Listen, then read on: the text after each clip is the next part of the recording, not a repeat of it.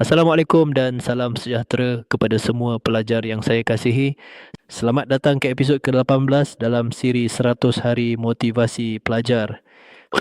Wim, hari ini saya ingin menyampaikan pesanan yang sangat penting untuk pelajar yang mungkin sedang kecewa dengan keputusan peperiksaan. Markah turun, tambahlah usaha.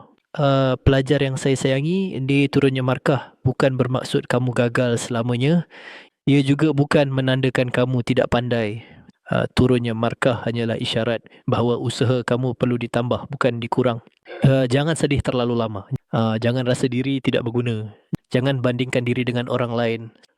Sebaliknya, lihat keputusan itu sebagai cermin untuk memperbaiki diri.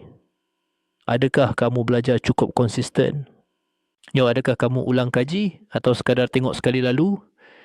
Adakah kamu menulis nota atau hanya baca buku?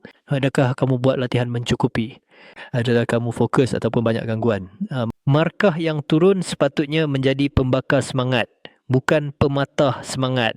Pelajar cemerlang tidak mengeluh apabila markah turun. Pelajar cemerlang bangkit dan berkata, aku kena usaha lebih kuat. Aku kena perbaiki cara belajar. Aku boleh buat lebih baik daripada ini. Kejayaan bukan datang dari nasib tetapi dari keazaman untuk memperbaiki kesilapan. Kalau markah turun, tambahlah masa belajar, latihan, fokus, usaha, doa. Percayalah, setiap usaha yang kamu tambah hari ini akan membawa kamu lebih dekat kepada kejayaan esok.